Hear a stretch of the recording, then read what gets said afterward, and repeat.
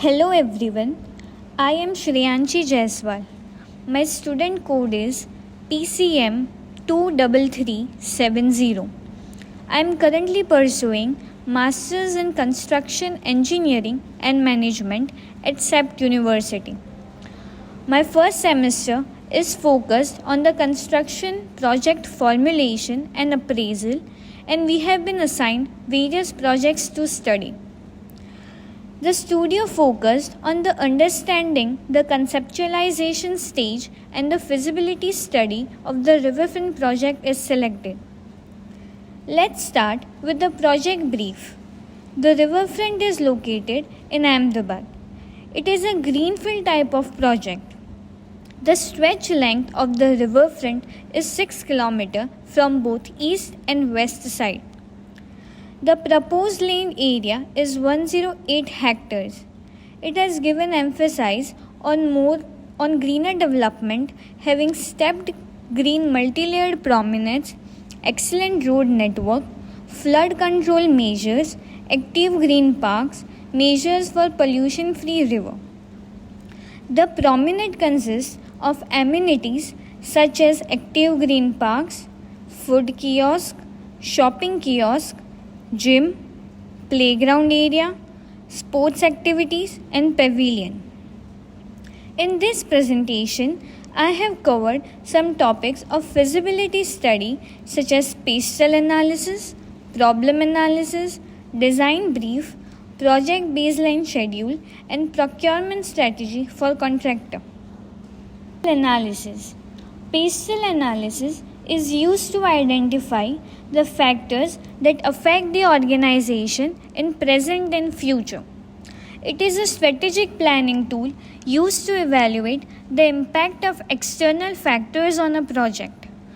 PASTEL is an acronym for political, economical, social, technological, legal, and environmental.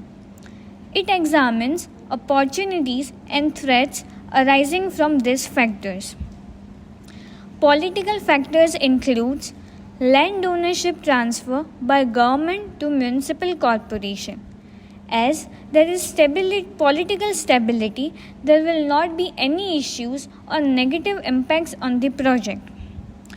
All the resource allocations have been provided by the municipal corporation. Economical factors include revenue generation and tourist attraction due to different amenities.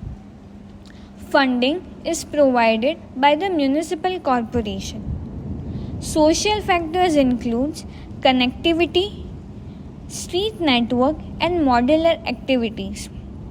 Technological factors include green technology, digital signages, reinforced earth panel technology. Environmental factors include the ecological and environmental influences on an organization and sewage diversion. Legal factors include legal actions taken to solve the issue of pollution, intellectual property rights, industry standards, laws and compliance obligations. The inference of the PASTEL analysis is this is the comprehensive evaluation helps the project stakeholders to anticipate and mitigate the potential risk and opportunities which is influenced by broader external environment. Problem analysis. Understanding the environment in which you want to operate may be accomplished through problem analysis. It assists you in determining the main problem and how to effectively use resources to make the most impact. The process of problem analysis includes first the identification of the problems, then identification of the focal problem, then identification of the effects of the focal problem, then to identify the causes of the focal problem, and at last the preparation of the problem tree. Now the main focal problem is need for public realm on river bank. The causes of this focal problem are population growth and urbanization, and underutilized area are caused due to the limited recreational public area, which is caused due to the focal problem. Less transport infrastructure is caused due to the lack of connectivity and accessibility to riverbank, which is caused due to the focal problem. Poor sewerage network is caused due to the illegal sewage disposal, which is caused due to the focal problem. Natural river ages is caused due to the erosion of the river bank, which is caused due to the focal problem. The effects of the focal problem are decreased opportunities for social engagement, affect the reduced cultural and recreational experience.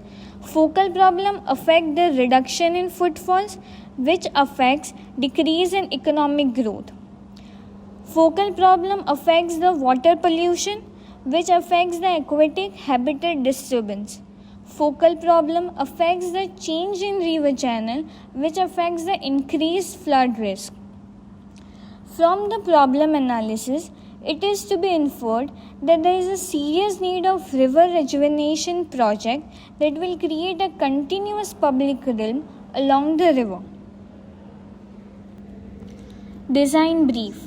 A design brief in a construction project is a critical document that outlines the objectives, requirements, and expectation for a construction or architectural project. It serves as a foundational document that guides the design and construction teams throughout the project's life cycle. The design brief is typically developed in the early stages of a project and is a collaborative effort involving the project owner, architects, engineers, and other stakeholders. The lower promenade should be 9.2 meter wide and the length should be 5.5 km from the eastern side and 5.2 km from the western side. The promenade should consist of amenities such as active green park, food and shopping kiosk, gym, playground, sports activities, and pavilion. The promenade offers breathtaking views of the Sabarmati River and the surroundings, including any nearby landmarks or greenery. Creating well-maintained walking and cycling paths to encourage physical activity and leisurely strolls. Providing comfortable sitting options, including benches, picnic tables, and shaded areas for relaxation.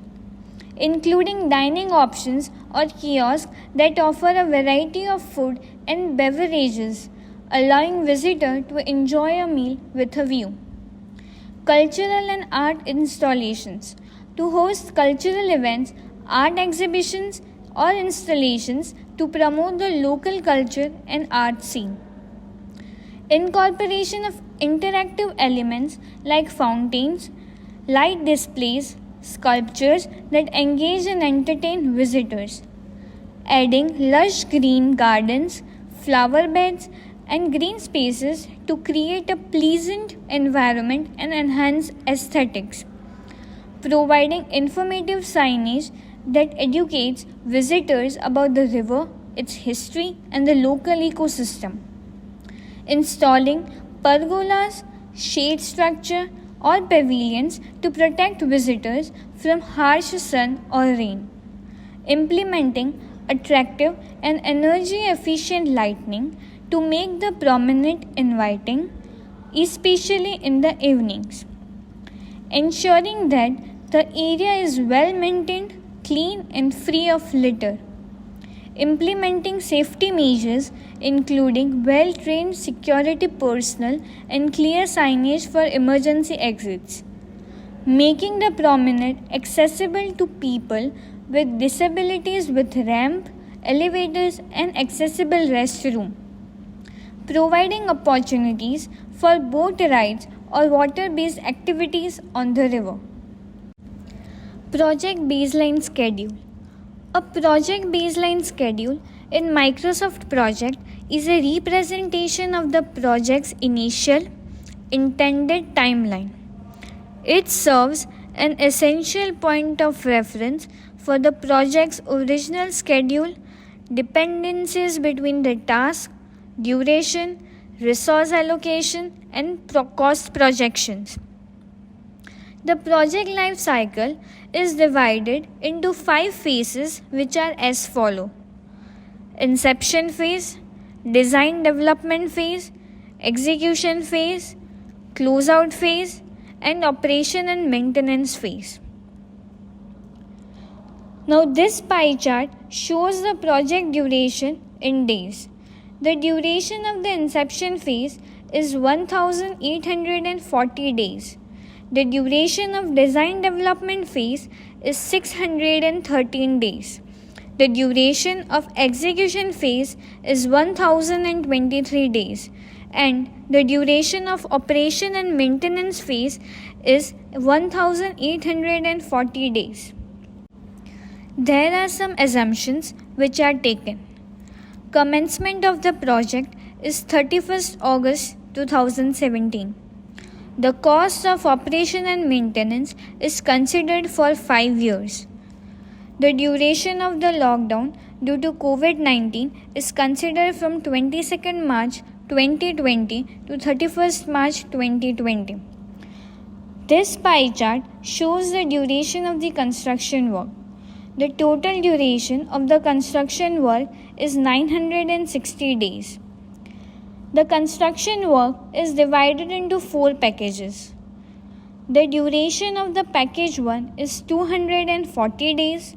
The duration of the package 2 is 242 days. The duration of the package 3 is 238 days, and the duration of the package 4 is 240 days. The inference of this assignment is the project baseline schedule in a construction project act as a strategic roadmap defining key tasks and timelines. It serves as a vital tool for project managers to gauge progress, identify potential delays, and implement necessary adjustments to ensure successful and timely project completion. Regular monitoring and adherence to baseline schedule are essential for efficient project management and delivery. Procurement strategy for contractor. The first stage in the development of a procurement strategy for the appointment of a contractor is the selection of a method for tender invitation. While there are multiple methods available to do so, only a few are suitable for a public infrastructure project that is completely funded by the municipal corporation. The engineer in charge shall be responsible for the selection of the invitation method. There are 4 main types of tender invitation methods: open tender, limited tender, short tender, and quotation tenders. We have selected open tender for our project. Open tender, the client makes the planned project publicly available to all interested contractors throughout the open tendering process. All applicants may be required to provide a refundable deposit to the client. Open tendering is widely used in the public and government sectors as well as the construction sector. The notice inviting tender is published in a publicly accessible outlet such as newspaper or e-procurement websites. The bidders are evaluated based on their qualification, past experience, technical capabilities, financial capabilities, and other conditions that the tenderer deems necessary for the successful completion of the project. The scope of work includes 4 packages.